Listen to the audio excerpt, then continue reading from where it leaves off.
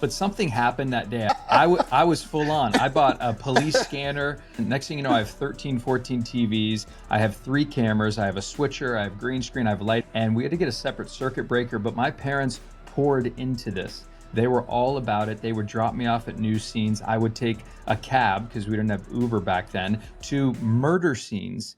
And I'm not even incredible. 15 years old. And I would sit there. I was full on. I couldn't stop doing it. And it just kept growing. I'm Andy Erwin, and this is The Storytellers.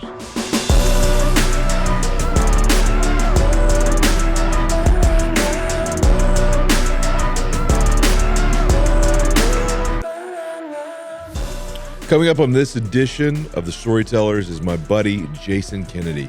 It is not a big red carpet. You know, whenever you're at a premiere, it's not a big premiere, it's not a big red carpet, unless Jason Kennedy is on that carpet interviewing people, and then you know it's a big deal. And so Jason is a guy that has been a personality around film for years and has been friends and connected with some of the most amazing people in entertainment. But the thing I like about Jason is he's a connector. He loves to put people at ease and to tell stories by enhancing other people's stories. And so I was just excited to sit him down today and to kind of talk through his story. But also, Jason plays a cameo role in the new I Can Only Imagine 2. And had so much fun with him on this one. And he steals the show. His scenes in this movie will make you laugh out loud. And so excited to sit down with my friend. Would you please welcome Jason Kennedy? So today is a little intimidating. I get to interview the interviewer of the stars. And so Jason Kennedy, welcome to The Storytellers, my friend. So intimidating, right? I'm just a force. Yeah, you are. Yeah. It's like Give me a break. You're going to judge me on each thing and be like, is that really the question you want to ask? If I had 90 seconds on a red carpet, would you ask that question? Yeah. I don't ever think like that. I just think it's nice to always be with friends and have a relaxed conversation. And I feel like the momentum that we have right now with the movie coming out, it might already be out by the time this airs, but either way, I'm excited, man. It's always nice to be with you. Yeah, man. I've always, loved interacting with you over the years, and it, really, it started on red carpets with you. Is us bumping into each other, and you usually, I always say that it's not a big movie until Jason Kennedy's on the red carpet. But you just have this ability to take a really stressful situation and just bring it down to, oh, we're friends, and just to kind of make it real. Where did you find your rhythm and kind of finding your way of approaching what you do? I probably didn't feel that until 10 plus years into being a professional TV host. I mean, I've been doing this since I was 12 years old. I was one of those kids who built the studio. I wish you and I were neighbors, man. We could have had the sickest setup ever. It's not too late, dude. It's not too late. Nashville's nice. And that's a whole nother story. I'm happy to get into at some point. But I knew this is what I wanted to do. But there was a time where I started at E when I was 23 years old, but I was 10 plus years into it. Working with the Today Show and, working with all of my heroes there. I was the kid who would be behind the glass at Rockefeller Center going, one day this is going to happen. I find myself contributing there on a weekly or a semi-weekly basis. And it was a specific moment where I just got really nervous and I felt like I couldn't do it and I was overthinking everything and it didn't feel fun and I was panicked. And I had a lot of those moments happen while I was there. And I started saying to myself, you've been doing this for over a decade. What's the problem? And then, I don't know, after it lasted for a year or so plus, and then I felt like I just got into a routine. Maybe I always talk things down, and this may not be great advice at all, but it works for me. I'm like, no one's really watching this. Does anybody really care? There's a million people doing a million different things right now, and just do what you feel like you're, gifted to do. And in those moments, I felt like I started having more human to human connection in interviews, and everything, the noise, everything outside just kind of got quiet. and we're sitting here having a conversation, and we can have a beautiful time. Huh. Well, and I sense that a lot of times, like when I step up to you on a red carpet, it's always a chaotic atmosphere. And when you realize that everybody on that carpet is every bit as insecure as I feel, Yeah. there's just a lot of insecurity there. And so, but when I would up to you, there would always be this Zen quality. It's just like, okay, you're entering Jason's turf, and we're just talking to a friend, and that's a special skill when you can interview and do your job, but just be like, hey, this is just us as friends. For you finding that voice, and I want to go back to some of those nerves, Yeah. but I remember talking to you and you saying like, a lot of people they stumble into certain things, but other people kind of find it from the beginning. And you were like 6 or 7 years old and already kind of practicing being a newscaster, right? Like what was your inspiration? My friend Alex, I always give him a shout out. He's a reporter in the business now, and he said, "It's my birthday. Do you want to go down to Channel 7 in Miami, WSVN 7, the Fox affiliate in Miami, Florida?" I lived in Fort Lauderdale, about an hour away. And as a kid, I'm like, why would I want to go to a news station for your birthday? Can't we go to Hmm. Discovery Zone or Chuck E. Cheese or one of those, the Yeah. park, for crying out loud? Yeah.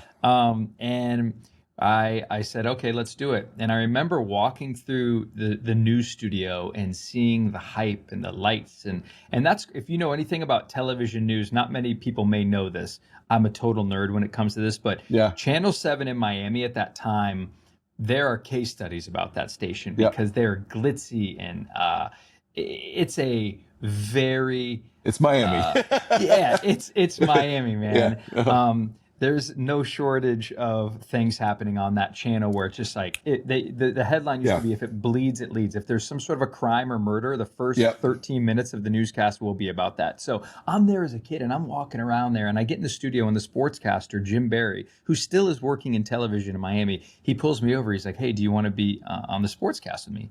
And I'm like, yeah. And I'm a kid, man. I'm young. I'm 10, 11 years old. I got my silk shirt on and my khaki pants.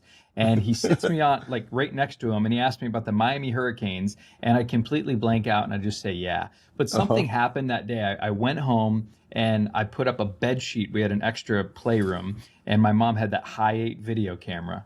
And I put the camera on there and hit record. And for about a day, my mom was cool with it. Then she's like, "These high 8 videotapes are very expensive, Jason. So you could just maybe pretend." So I pretended for a long time, and then it kept growing and growing. But there was this, man, there was like an itch inside of me that I couldn't really scratch, that I was obsessed with, and it grew. If you ever saw that movie with Jake Gyllenhaal, what is it, Nightcrawler, Yeah. where Where he's like chasing stories at night. Yeah, for sure, going man. out. I was full on. I bought a police scanner. Oh I my sold, gosh. yeah, You're like dude. it's like Dude, Spider-Man. That's so good. That's my so parents are good. still mad at me because I sold the family pool table to the local church. I might have given it away to the First Baptist Church at Pompano Beach, uh, because I needed room for a green screen. I needed a weather center, and I wouldn't really ask them if I could do this, but I just kept. I would find TVs and trashes, and next thing you know, I have 13, 14 TVs. I have 3 cameras. I have a switcher. I have green screen. I have lighting. My dad working construction, so for Christmas he gave me a news table that was very legit, and we had to get a separate circuit breaker. But my parents poured into this. They were all about it. They would drop me off at news scenes. I would take a cab, because we didn't have Uber back then, to murder scenes. And I'm This not is even 15 incredible. years old. And I would sit there, and then the news trucks would leave for the night. And I would be there either on a bicycle or waiting for a cab. And it started getting a little dangerous, and we had a heart to heart with my family, but I was full on. I couldn't stop doing it, and it just kept growing. That's incredible. How did you sign off these news reports?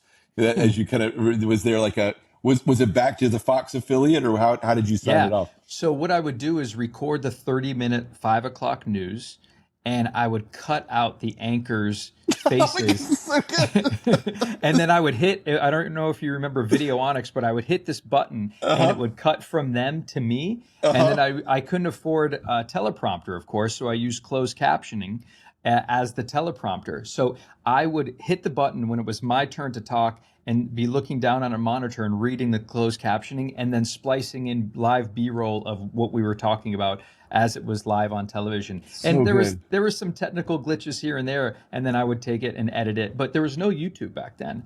Dude, I just had thousands of VHS tapes that are still lined up in my parents' house in Florida to this day. It was a time.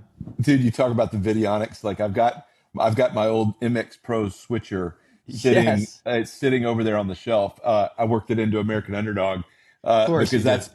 I learned to edit on that thing. In fact, it was so getified that we would, we couldn't do multi-layer type things, and so we would have it like this green screen thing that we'd have to do. But I would figure out how to push play and record on all the decks at once, and then I would hit the green screen feature with my nose all at the same time, and that was how I would edit. I would be like, because it had to be timed out, but it was so good, so good. The other thing is like that love of those early days when it's not a job, it's a hobby, Yeah. is I think rocket fuel for what keeps you fighting through it when it's a job.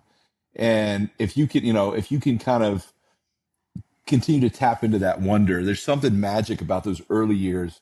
And so my dad was in news growing up as well. So he was the news anchor at Channel 11 in Dallas, which was the CBS affiliate. No way. I didn't Yeah, know that. yeah. And so he started in sports and then worked his way up to being on the anchor desk. Uh-huh. And so I grew up, just hanging around, side stage, while I would sit in the weatherman's chair or whatever while he was doing the news. And I would always talk to him when I was at home because I thought my dad could hear me when he was on TV, and I would kind of like to interact with him back and forth. So 3 or 4, but I grew up around that. And so when my dad had gotten into doing like a little smaller cable access show when I was in high school, and my brother and I would use the equipment from midnight till 4 a.m. And there was one time that my dad sent me out, and there was some news story that was happening, like a court case. And so I was 15, 16 years old. I was 16, and he sent me out to get some B-roll footage of it. And so I went out to shoot it, and I was like, you know what? I'm gonna throw my hat in the ring for being a reporter. So I decided instead I was going to shoot the B-roll, but I was going to do this whole in-depth report where I did a stand up in front of the camera, and came back, and it was the cockiest, most inefficient, wordy, just indulgent thing you've ever seen.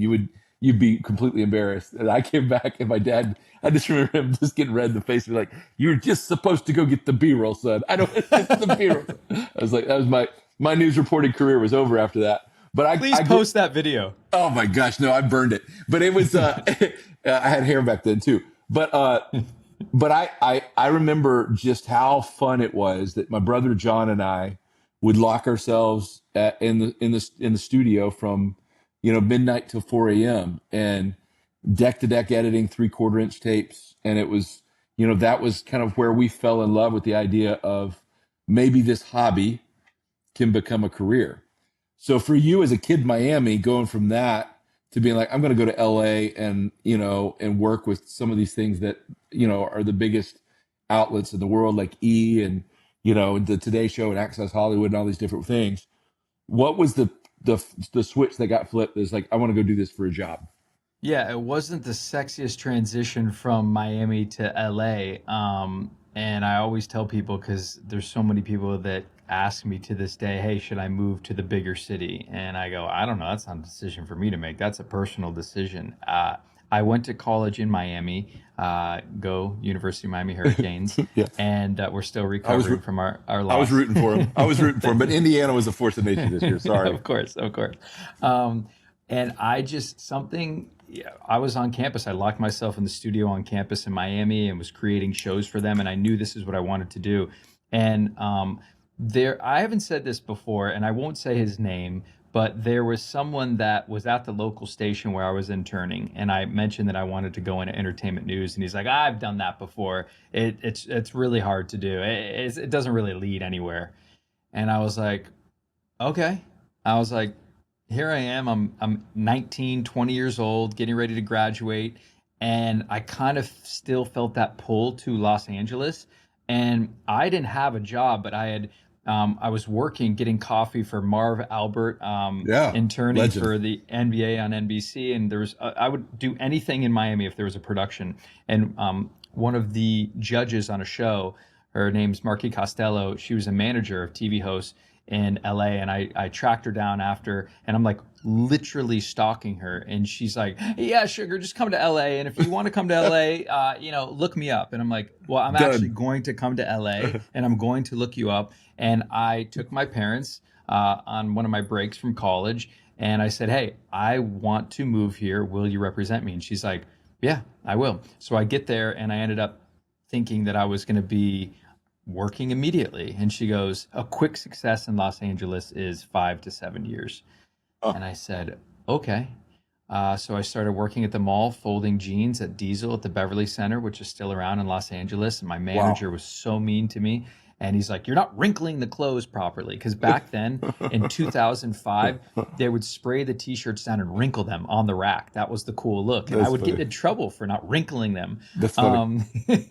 And I just was babysitting on the side and trying to, hustle and grind. But I was going to auditions during my lunch break at Diesel, and there was one for a show called E! News that I was very familiar with, and I, said, "Hey, I'm going to give it a shot," and I did. But I didn't hear back for 6 months, so I thought that was a lost cause, and was working in production at a company called Fremantle, which does still a very big company. The Price is Right, Family Feud, American Idol, and they said, "Hey, you can have a week off."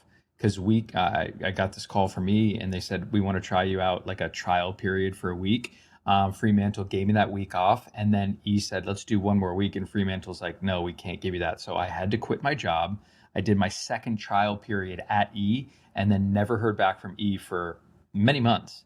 So I had no job, and I was so frustrated. And then finally, I kind of had this crazy God moment. I was talking to a pastor friend of mine in Shreveport, Louisiana. I was visiting there on New Year's.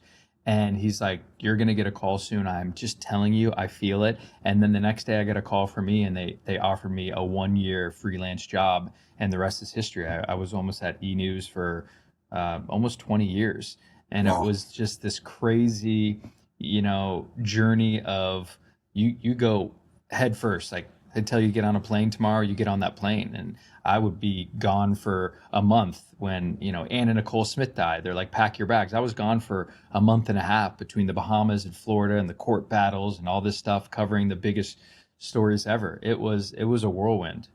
Was there what were your nerves like when was you just so excited about it at first that you just didn't even think about like, hey, I'm working without a safety net, or did you were you ever aware of like what the heck am I doing?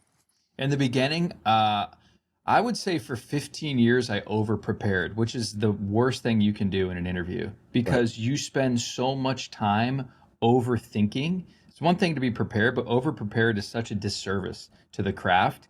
And when I finally realized I don't need to write on a note card, hey, I love this movie. Question two, what was it like working with the cast members? I'm like, brother, you've done this since you were 10 years old. Dude.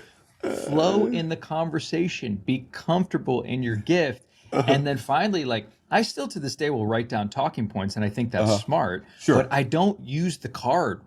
You can look Yeah. at it if you need, but I'm not, you can glance at it, that's fine, but be comfortable in your gift. And as soon as something happens, and I wish there's a magic potion to it, but as soon as you get there, Right. there is a freedom to the craft of probably acting, definitely in hosting, communicating in general. It's a nice feeling. Well, I mean, I think a good interview is no different than being a good scene partner acting, Mm, because it requires somebody that can, instead of being self-conscious and being worried about what do I do, they're more tuned into the other person and they react. And so it's that idea of being able to be a good listener and just to have meaningful conversation. And you're the best at that. I mean, I think thanks, man. it's one of your gifts. You were talking about writing down notes. I was listening to Conan O'Brien's podcast the other day of Conan Needs a Friend, and it came to a part where he had Harrison Ford on, and Harrison Ford all of a sudden looked over and he saw the note card, and he's like, "Did you honestly need to write down that I was Han Solo?" And then he's like, "Oh, he's like my intern gave me all this." He's like, "You didn't know that I was Han Solo?" It's so funny.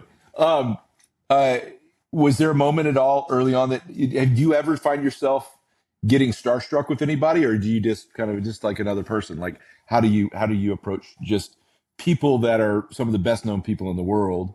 You know, is there ever a moment that it gets you starstruck, or you just kind of it's part of the job? They flew me to New York to interview Julia Roberts because she had a run on Broadway. And I remember I was over prepared again. We got a couple questions with her after she walked off stage, and I was mesmerized. It's Julia freaking Roberts. And Yeah. I'll never forget what I asked her. I said, "Oh, I saw your husband Danny over there give you a hug. What did he whisper in your ear?" And she goes, "I'm not going to tell you. I just met you." And then she literally went, she just walked away. She just walked away like, I missed my opportunity. And I'm like, oh my God. It's so funny. It wasn't, and it wasn't so much as me, it wasn't that I was too starstruck. It was just more of, it was a beautiful lesson in you have to put your time in, and it's about relationships Yes. in this business. Yes. And I remember the next time I interviewed her, I brought that moment up and I'm like, I'm not going to ask you any personal questions. And that turned into her requesting me for all interviews anytime she would do junkets. That's incredible.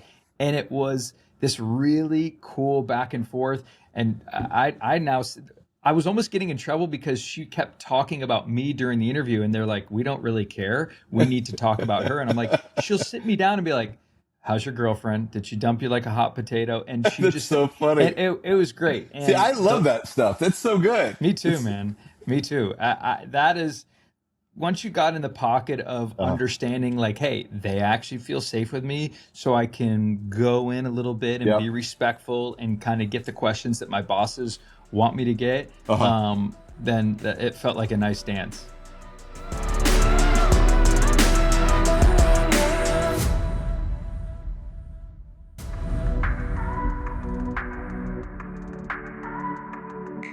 Yeah, I had a situation where I kind of got a little starstruck. And typically I don't, but there's certain people that when they walk into the room, they just carry a weight to them. Yeah. And so when I was editing or when I was doing the sound mix for American Underdog, we were on the Sony stages, and Denzel Washington was mixing his movie next door that he had just done with Michael B. Jordan that he directed. And so it was, you know, it was during COVID, and so we all had masks on, and so he had his mask on. He'd walk in, and every time he'd come by, I'd be like, "Think of something to say to Denzel. Think of something to say." And I didn't have anything. So one day he walked by and he was taking his time, and I said, he said, "Hey Denzel," I was like, "Really looking forward to your film," like that, and I'm just BSing, and then he called my bluff in typical Denzel fashion, turns around, pulls down his mask, is like, "Oh yeah, which one?" And I was like, well, the one that you're mixing in there with Michael B. Jordan. He's like, "Oh yeah, it's good." And they kind of like looked quiet. And then I said, "Or there's always Macbeth." And then he turned around, lit up like a firecracker. He's like, "Macbeth, Macbeth, that one. That's the one. Best thing I've done in 20 years." And I was like, "How was it to work with Joel Cohen, you know, on his own? Is he good on his own?" He's like I said, best. And he just talked on and on and on about Macbeth. But it's like, instead of trying to figure out how do I impress Denzel, it was like, what's important to him? And Damn. and so, you know, because they just want to be a normal person and just be like, "Hey, you know, I want to know what's important to you," instead of like what you're expected to say. And Brother, I think you're a master at that. thank you for saying that. You telling that story reminded me of probably my scariest interview situation, and it always seemed to be an issue. And his name is Tommy Lee Jones, and I was Wow. obsessed with Tommy Lee Jones because who didn't like The Fugitive and The Oh Client, yeah, and the list goes on perfect. and on. But he is notorious for not being nice in interviews, and not really. He's Oh just a curmudgeon. He just yeah, is, you know. yeah, But if you're a 23, 24, 25-year-old kid still, and you know, you prepare for the interview, you want him to be kind to you. And I'll never forget it. I opened the door because these press junkets, they're doing interviews all day long. They're tired. They're getting asked a lot of the same old questions. And the reporter walked out before me, and he just looks at me and he goes, "Good luck, man." And I'm like, "Oh no, this is not gonna be good." Hope you survive, kid. Yeah. And I sat down and I just start, you know, softball, firing away some questions, and he is giving me nothing. And then finally, I just, something switched in my head, find something that he cares about. And I said, Mr. Jones, I'm a kid from South Florida. I know that you love horses. Someone told me you have a ranch. I'm not trying to stalk you, but someone said you had a ranch up in a central part of South Florida. What's Tommy Lee Jones, the rancher, like? And he goes, oh, that's my heaven. And he went into this Wow. incredible story, Wow. and we had this That's so great good. moment. And I'm like, this guy doesn't want to talk about the movie. That's fine. You know what? I don't care about talking about the movie. If you don't care about talking about the Yeah. movie, I just want to get you to feel comfortable with me. That's And so it good. was it was a cool lesson. When you can crack somebody like that and get past the tough exterior and earn their goodwill, that's such a fun moment. That's so good. That's Yep. so and I love that with actors too, because there's certain actors that are very guarded with their process, and and sometimes you, especially when you work with an actor that's older in age and has a lot of under his belt, and but when they come in and you can earn their trust, and they're like, oh, okay, and they lean into you, and you kind of break through that tough exterior. There's something that's really cool about that. You've also been that behind the scenes. So like the thing I love about you is, you're one of the most well connected people that I know, and I've got a pretty deep Rolodex, but yours dwarfs mine.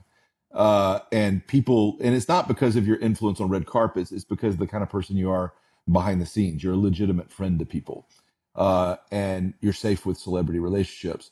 And how have you developed solid relationships behind the scenes when everybody in this industry usually has an angle?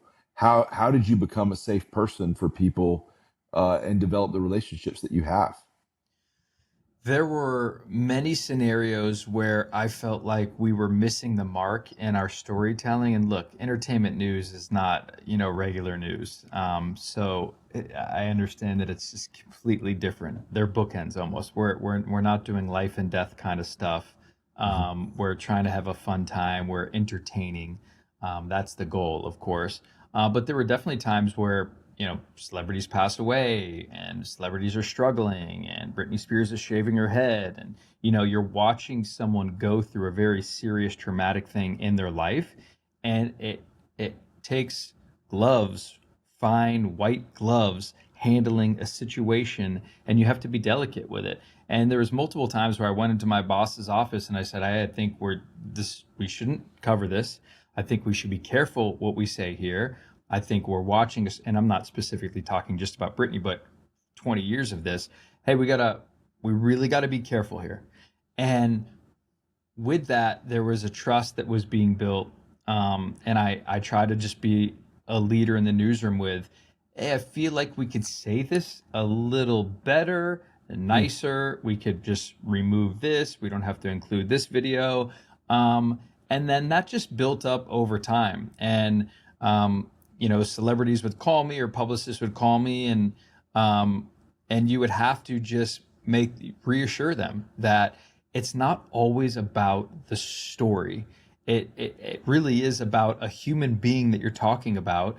And I really tried hard to just show up and be there for people in a different way. And yeah, all the stories that kind of just flood my head with that. And I remember, pretty well-known human beings would call me on the phone on the way to work and be like, yeah, one of the shows on your network said some mean stuff about me the other day. Mm. And I'm like, dude, I'm so sorry. You know me, I would never say. And they're like, yeah, no, it's a different show, but it's still on your network. And I would literally call the host of the show into my boss's office, and I'm like, what was the plan here? Mm. Like literally, what was the plan? And they're like, Yeah. and I wasn't trying to be cruel or mean, but I'm like, do you realize this person is clearly going through some sort of Yeah. a traumatic situation, and we're laughing? I don't care if it's a comedy show. It's like we have to be very careful here.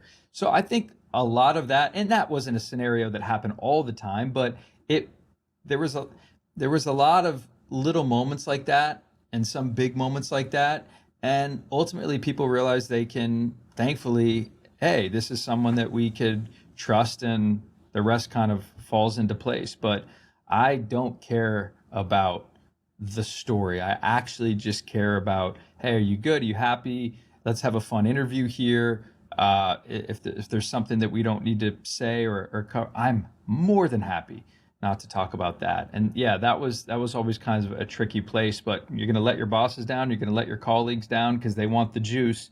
But I don't care. And that doesn't work for everybody if you're in regular news, because you kind of have to be careful and you got to make sure. But in entertainment news, you can sometimes just get away with that kind of stuff. So I was thankful to be in that position. That's awesome. And I love that about, because, I think it's all about perspective of like what you're trying to accomplish. And so like when we've done documentaries over the years, like we did a documentary during COVID on kind of the history of Christian music called the Jesus Music. And when we did that, it started with my friend Amy Grant, and Amy's a legend.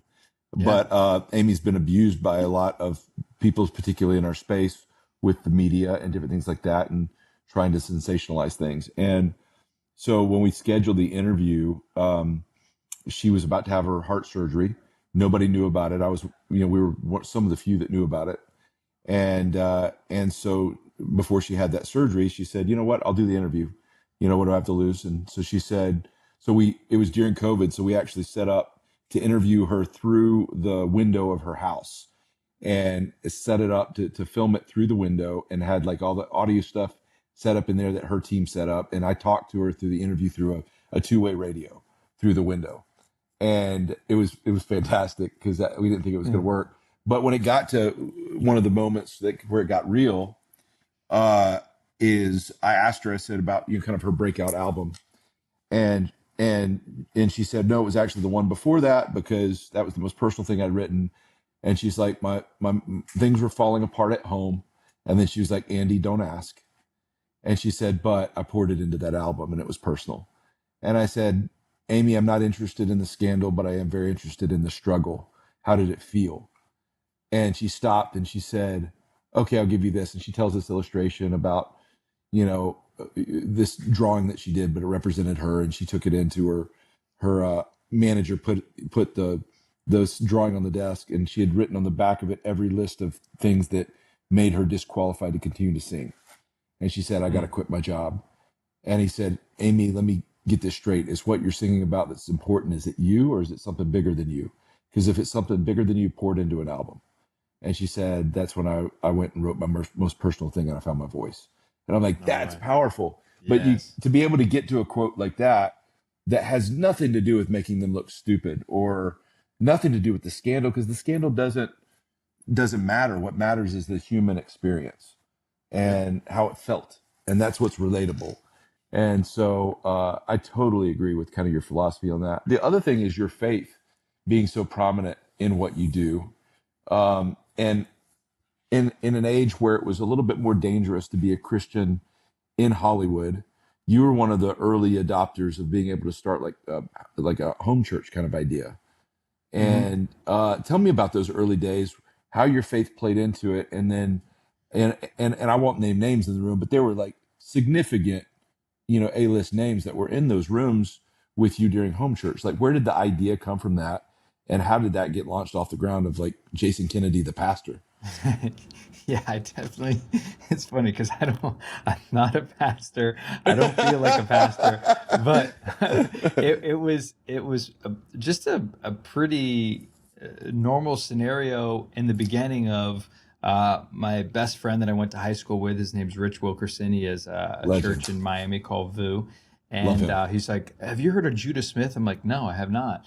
"Oh, well, he's this pastor in Seattle. Let's watch some of his YouTube stuff." And I was like, "Oh, this guy's really good. I like him." Yeah. We've followed each other on Twitter. Judah and I remember I just got on Twitter and sent him a message. And after a few months, he's like, "I feel like I'm supposed to come to LA once in a while and talk. Do you want to get some of your friends together?" And I said, "Sure." So I remember the first week there was probably 10 or 12 friends of mine, six couples, couple of my single friends, and we're in the room. And the next month, uh, he's like, let's give it a go. Should I come back down?" And there was like 30 people. And brother, we hit like 100+ people in my living room. My buddy owned That's the local amazing. Chick-fil-A on Hollywood Boulevard, and he's like, "I got the nuggets. I'm bringing the You can fries." bring in the nuggets.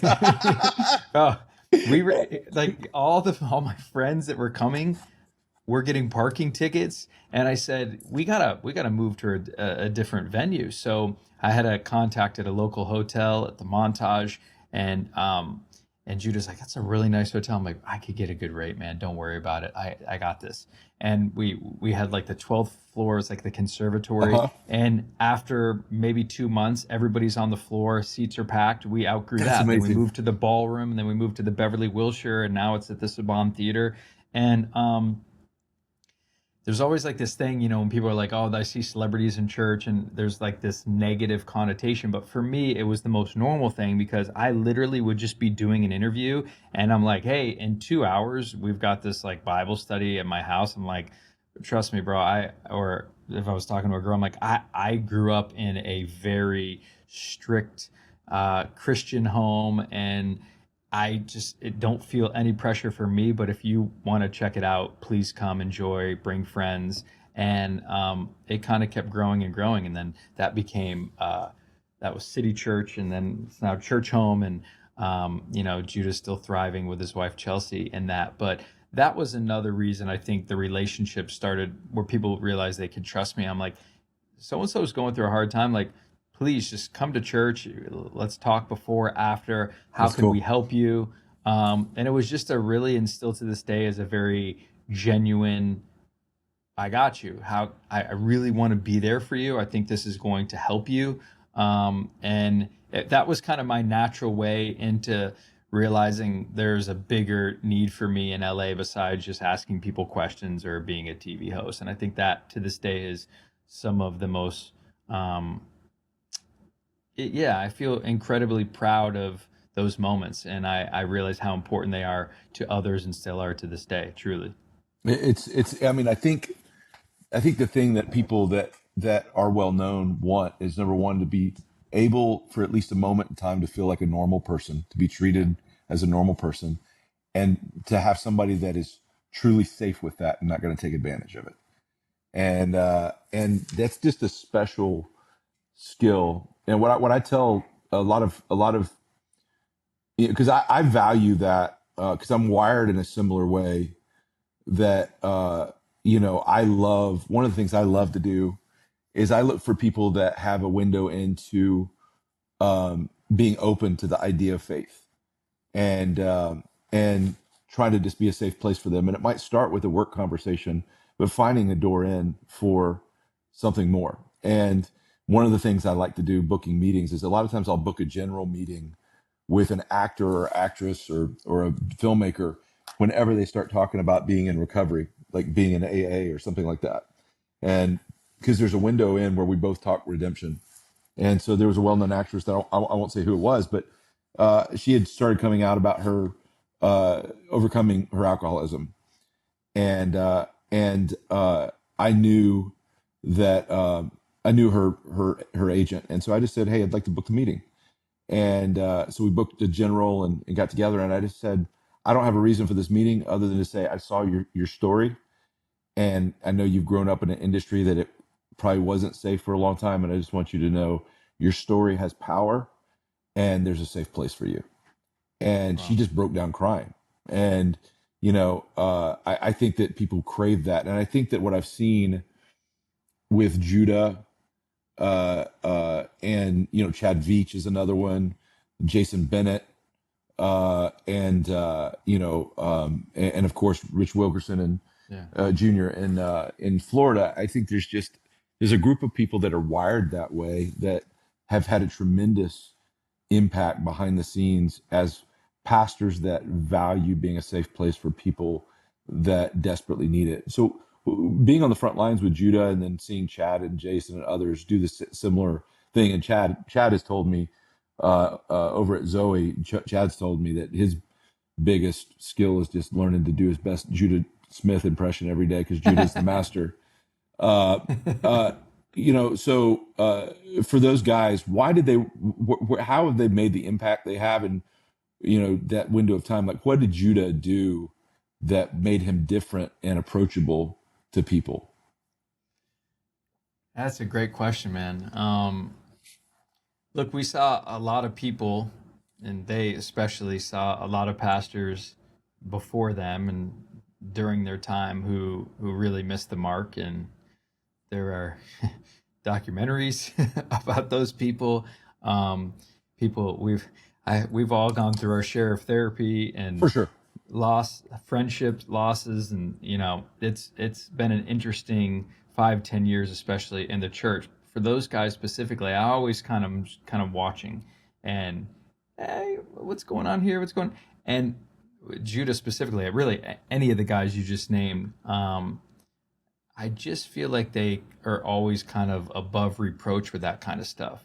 There'd be moments where I feel like that, yes, this is an exciting city, whether you're in Miami, LA, New York, um, and sometimes you can get caught up, right? But then ultimately there was this layer of like, man, they're safe, they are trustworthy. I would trust them with my son, daughter, family member, and we would just have real, honest, raw, vulnerable conversations about, hey, this person's coming to church, whether they're famous or not. I need you to look after them. And it was just years of that, and I, I, it just kept growing and growing, and then of course, COVID, like specifically for Judah, like for COVID, it's like, okay, now we're not doing services every single Sunday. He's about to get back to that, and then people scatter and go into different churches, Yeah. but it's all kind of part of the process, and it's like, hey, you know, if you're coming through these doors, I want you to feel safe. If you're hurting, I want you to feel heard. And we're going to be there for you. And I just know that if I bring friends, they're going to be safe with these guys. But there's a lot of hurt in the middle of these stories, man. A lot of hurt, Yeah. and it definitely wasn't the prettiest of things. Seeing people that we thought were our friends, doing things and going through things. But I think we're kind of on the other side of it now, and we're older and wiser, and you can forgive if you want to forgive. Yeah. That's always kind of has worked for me. But that doesn't mean there's still pain, left in that. But I just that's kind of where we're at with it now. And I just tell those guys, hey, I'm not a pastor, but I'll be there for you, and I'm going to keep bringing people to you that need the love of Jesus. I love that.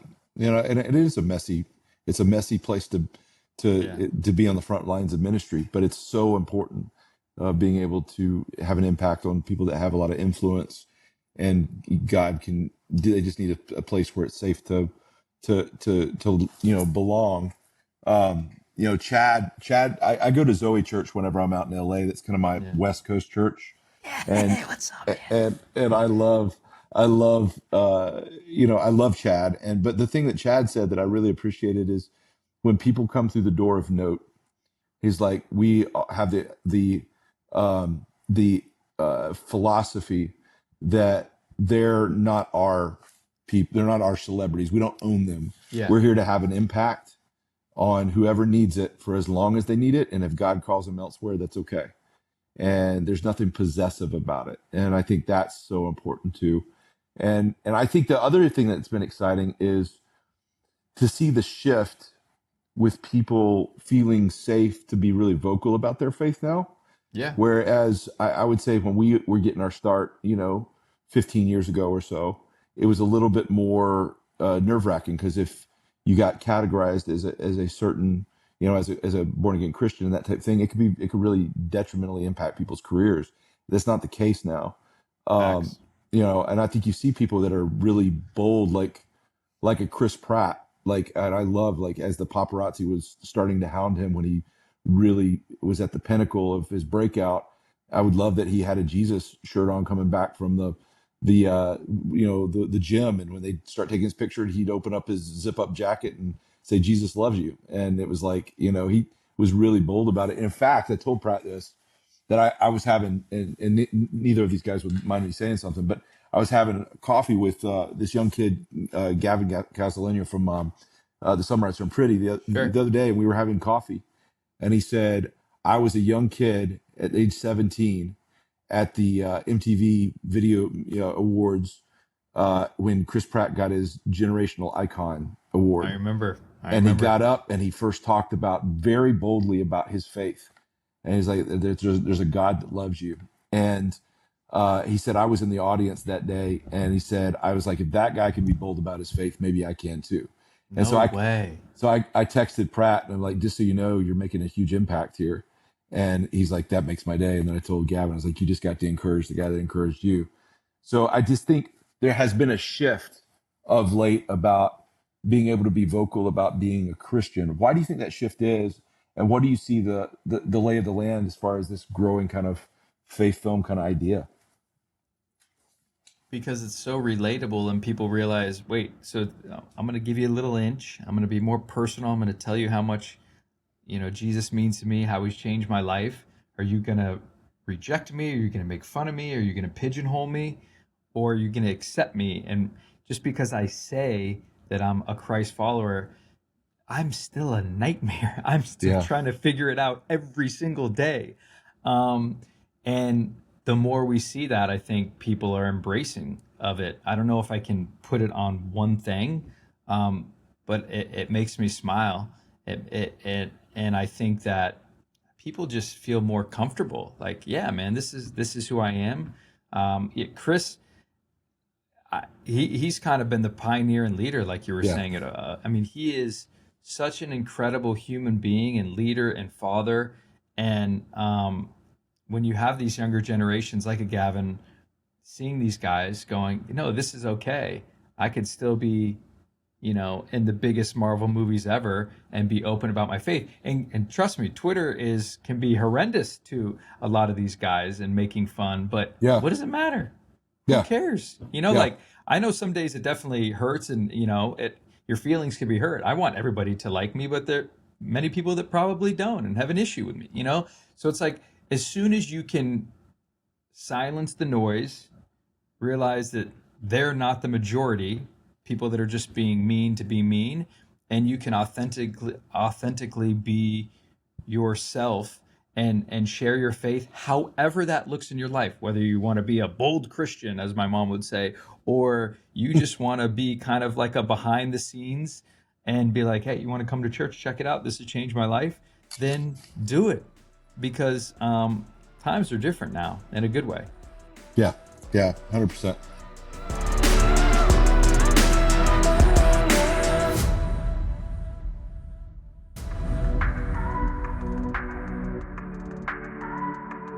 One of the things that I've loved this past year is, you and I have always had a friendship and been a part of things like on red carpets and things like that, and then been friends behind the scenes.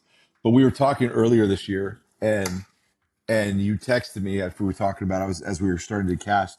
I can only imagine too. You're like, I act too, and I would make a mean reporter if you ever needed one. And I was like, oh, it's on. I was like, don't tempt me, dude. Don't tempt me. Oh, You're like, I'm not joking. I'm not joking. So I called your bluff. And so Brent McCorkle and I were writing the script and working on it. And I was like, we've got to write a part in for Jason Kennedy. And so we wrote this beautifully comical moment that you have with Trace Adkins that absolutely brings down the house when audiences see it. And we wrote it in for you, flew you in for a couple days and knocked it out. What was your experience being able to jump into I Can Only Imagine and being kind of a part of our cast? first off, thank you very much. Highlight, a massive highlight for me. I went to college for broadcasting. In Miami, they made you double major, so I was broadcast journalism and theater major. Although I I didn't felt know like that. yeah, I didn't really connect with a lot of the theater students because they were singing like Les Mis at 8 a.m. in the hallway, and I'm like, I don't know if that. I'm not like a show tunes guy. Uh-huh. However, the idea of being on camera, the idea of scene work and improv and stuff, I always like that. So a buddy of mine, kind of a similar situation, I made a comment and he's like, yeah, I'll put you in my movie. And the first movie I did was called 90 Minutes in Heaven. Uh-huh. It was way too long, that film. Yeah. But there was an amazing scene They where didn't keep I'm it to 90 acting. minutes, huh? No. And but I was and am still friendly with the director, and he's like, you're gonna act opposite Hayden Christensen and Kate Bosworth, and I'm Yeah. like, oh, this is wild. This is Yeah. not just a Yeah. reporter moment. And there was something that I tapped into there that I always really enjoyed. So when you said, "Yeah, we got this role," but it happened fast, bro. You said I said yes. You offered it. I said yes. I show up. I'm in the trailer. I walk out, and you're like, "Hey, what's up, brother?" And you're like in the zone. You got the headphones, and you're like, "All right, we're getting ready to do this." And I'm like, "Dang, this is full on. We gotta don't screw your lines up. Everybody's depending on you, and you guys work quick in those situations. So Yeah. there definitely is pressure." And it was awesome chopping it up with the cast and seeing you in your element do your thing, and then having this beautiful moment with my family in Miami, screening it, this That private was screening awesome. for my dad, who is not in the best health right now, and my mom, and Rich and Don Tree Wilkerson, and just some close friends. Yep. Bro, the movie's so good. It That's really, awesome. really, really is good. And we've been screening it for some friends, and the feedback is a resounding yes. And this is fun, man. And I just found this out. I haven't even had an opportunity to tell you, but I just booked another movie that's shooting in Bogota, Colombia. Dude, And is Bogota, like, is that cool? Is that that's safe? incredible. I mean, I hope you're safe, but I mean, it's like Yeah. you went from red carpet reporting to like war torn reporting or something, like some Yeah, sort of yeah. like front lines, It's like full on. It's full on, and there's like a meaty like paragraph of a scene in there. So I don't know, man. I really like the acting thing, and I take it seriously, and I just show up prepared, and it's really fun. that's I'm just picturing you like reporting on like the Colombian drug wars or something, and Helicopters in like the I'm background. just Yeah, picturing something from Tropic Thunder, and you're like, we're gonna put you in the stuff. The right. well, I hope that I got you into something good there. You Uh, did. Backing up to the moment with your parents, your parents are quite possibly the most adorable humans on the planet. They're awesome. They're super loving, super kind, and I remember, we were in Miami and had booked the screening room, and you had like a limo pick them up and treated them like the celebrities.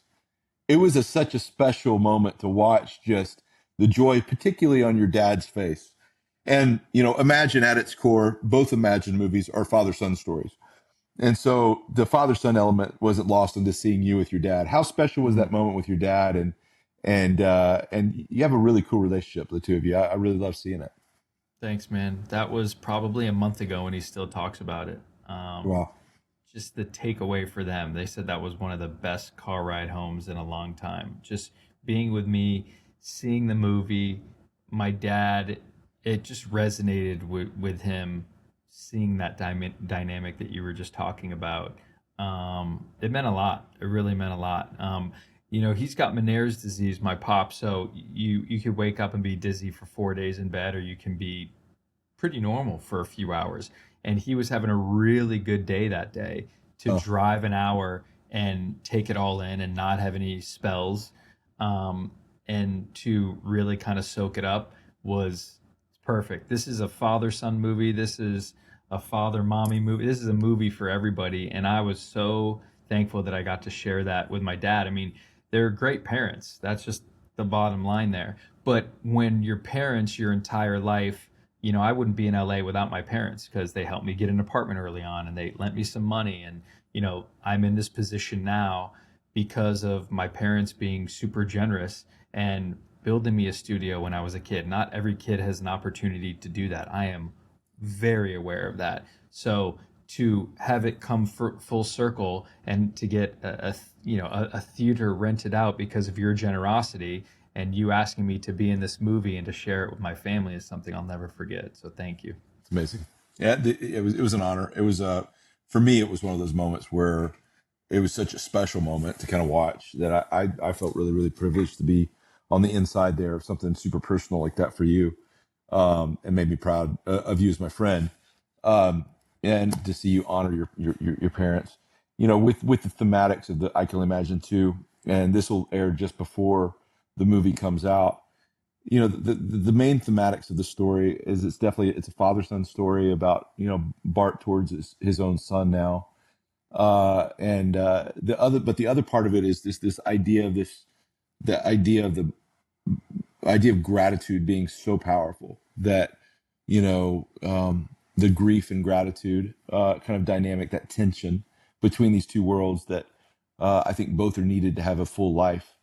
And when we stepped into it, the idea was how to build on what we had for the first one, and we wanted to kind of break happily ever after and say, what happens if you get everything you dreamed about, but it gets taken away and you go back and life is hard? What happens then? And this dynamic of being able to hold those onto those moments of gratitude even when you're going through hard stuff. Why do you think that message is really important? How did it impact you seeing it? And what do you hope audiences take away from this film when it comes out in theaters? Oh man, it's one of those ones you just kind of sit back and you're watching this story play out, and it just it just felt nice to watch. It just felt perfect for me to be in that scenario. I got my dad on my left, my mom on my right, I got my best friends, and whether you choose to have that same theater going experience or not, um, I think people just need I need gratitude in my life every single day. I feel like, right before this interview, I found out that my daughter fell. She's 3 years old. Yeah. She hurt her femur. We're gonna get a cast on it. And then my head starts going, oh my gosh, oh my God. And then I'm like, well, I just saw something on Instagram about, this father, his 5-year-old son passed away. So it's like the perspective and gratitude, Right. all of those things combined right now are big front and center on my radar. And I think for so many people, for so many different reasons. So it felt like just a refreshing couple of hours in the theater, to see a wonderful story play out, piggybacked off of the first success of a brilliant movie that you put out many years ago, and to kind of see you start that back up with these guys it was awesome to watch, man. I know people are going to be deeply impacted by it. I'm excited about the premiere. I'm excited to be on the red carpet with you guys and continue to share the message. But it's 100% on Rotten Tomatoes, baby. Dude, I love it. I'll take it. I'll take it. And I look forward to seeing you interview yourself on the red carpet. It's going to be pretty awesome. I really loved this one was a special one. And I was really nervous to step back into this world because, like you said, the first one was a special experience in doing the first movie. But this story just really wrecked me. And I think in an unexpected way satisfied the whole I can only imagine experience with the second half of the whole. It's like it's the sequel you didn't know you needed. And so I'm super proud. Can't wait for audiences to see it. It'll be out in theaters February the 20th and be all over the country with our partner at Lionsgate. So thrilled that you got to be a part of it. I think we tapped into something, man. We got to do You more. did. So finishing out, like, I always love to finish the podcast with just understanding the movie sensibilities of the person I'm talking to. And so just with their kind of their top five, film, your island films or whatever Oh, wow. it is, Okay. but like top five films that are your go-tos. And so, and one of them at least has to be kind of popcorn flick. So it can't be all art house with Oh, Jay. bro, I got a lot of popcorn flicks. I'm gonna tell you immediately where my mind goes. It's Home Alone is my favorite movie. I love Home Alone. Alone is my favorite movie. It Dude. doesn't have to be Christmas. Yep. I will watch it at any point, at any time. Yep. And you're in for a treat as your kiddo gets older. Yes. When your kids are like around 10 years old, there's a sweet spot where that movie is like cross-generational because that's the movie we grew up on, Uh-huh. And so when my kids have gotten to that age, with each one of them, it's been a rite of passage with both Home Alone and Goonies. And it's like you're in for a special experience to relive it through the eyes of your kids. It's gonna be awesome. Watching my son see it for the first time, and he's only 3, but I got emotional watching it because he's like, and he still talks about what Kevin McAllister was like. Yeah, that's awesome. Movie. I would say in no particular order, The Fugitive, Harrison Ford and The Fugitive. That's one that's when it's on, I'm like, we're going to sit down and we're going to watch this. And you're Tommy Lee and his ranch. I love it. Yeah, absolutely. Jeez. Can I say Training Day? I thought that was such an insane movie. Talked about Denzel earlier. Ethan Hawke just got nominated for an Oscar. I just got a text from Ethan Hawke No way. I congratulated him on his Oscar, and he just wrote back, "Thank you so much." So very relevant right now. Of course, Oh yeah, I sure only everybody's saw texted this. a blue text. I got nervous that he didn't respond, but we can report that he responded. He came back. Okay, He came back. He came back. He came back. It's on here. So oh yeah, anyway, okay, all right. So good. I would say, geez. Whew. Is it bad that it takes so long for me to think No, it about? means that Or, your like, list is so extensive that it's narrowing so it down to extensive. 5 is hard. Probably. Is old school okay to say? Old school is very okay to say. I will accept old school or Step Brothers. Either one of those is fine. Old school Step Brothers. I'm just a big Will Ferrell fan, and Yeah. sometimes think life is just so heavy. Sometimes I'm like, I just got to put on a Will Ferrell movie. I would say out of the Will Ferrell movies, though, my favorite is The Other Guys. The Other Guys is like that one. That one's underrated. But anyway, but yeah, I will accept old school. How many do I have left? I'm not a One. numbers guy. One? Okay. Marty Supreme. Dude, really? That's awesome. Did you like it? I haven't had time to watch it yet. But Oh yeah, because you're kind of busy right now. I'm kind of promoting busy. Your own. Yeah, I'm way backlogged on my movies, but from what I've seen of it, it looks captivating. And the one I'm obsessed with is the judge from Shark Tank, Kevin O'Leary or Oh whatever. yeah, O'Leary. Yeah. Who knew he could act? But Right. maybe it's Hey. anybody across from Timothy Chalamet can act. But I don't know. But Good point. But it was Hey. it was a great cast, and I thought Timothy, I think, will probably win the Oscar for it. I think. I think so too. He's a different kind of talent. It's cool to watch him do his stuff right now. Yeah, that's very good. Well, dude, I will accept your list. It's a very good list, and that's awesome. Well, Jason, I really appreciate the collaboration over the years, but more importantly, just appreciate the friendship. And you absolutely are as advertised. You're a safe person. In an industry that's not safe, you're one that genuinely sees people and wants to be a safe place, whether it's on a red carpet or behind closed doors. You are about encouraging and loving people, and that's rare in this industry. So it was a privilege to have you in the movie, and I look forward to people seeing your moment in I Can Only Imagine 2, and more to come. So I appreciate you More being to on come, brother. Hey, honored to be with you. Keep thinking about getting to know you even more in Miami a month ago.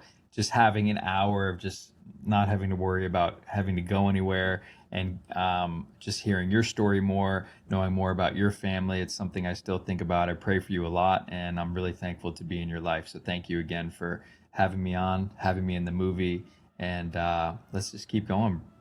Let's do it, man. Hey, good luck in Colombia too. That's awesome. I'll report back. Report back.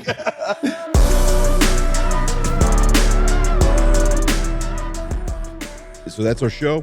Thank you for being with us. Loved having Jason on the show. And I think the thing I like about Jason's story is that idea of the influence that you can have, even outside of your day-to-day job. And the thing I like about Jason is he has been about encouraging other Christians or people that are on a journey behind the scenes for years, with no agenda, no angle, no pitch, nothing that he wants. It's about relationship. And I think relationships in this business is what, wins the day. And ultimately is the opportunity for true ministry of being safe people that can be trusted behind the scenes, regardless of how it affects your career. And so Jason's one of those guys. And just the deep amount of relationships with people that he's influenced is extensive. And so I loved having him on the show. Loved him being a part of I Can Only Imagine 2. Check out the film. He is hysterical in it. He's so good. And I hope it's the first of many that we get to do with him. So that's our show today. Thanks for being on the Storytellers with us. And we'll see you on the next edition. The Storytellers is a Kingdom Story Company production. It is produced by Nick Carey and Beecher Proch with production assistance from Ben and Justin Bailey. Our executive producers are Brandon Gregory and Joshua Walsh. Social media for the show is run by the Troops and Allies team. Our music is Twisted Rooster by Tommy Prophet. Special thanks to our entire team at Kingdom Story Company. To make sure you never miss out on any of our exciting guests, subscribe to the Storytellers on YouTube at Kingdom Story Company or wherever you listen to podcasts. For exclusive first looks at our upcoming films, behind-the-scenes content, and invitations to advanced screenings, join the conversation as a Kingdom Insider at kingdomstorycompany.com. As always, thanks for joining Andrew Erwin and his friends on the Storytellers.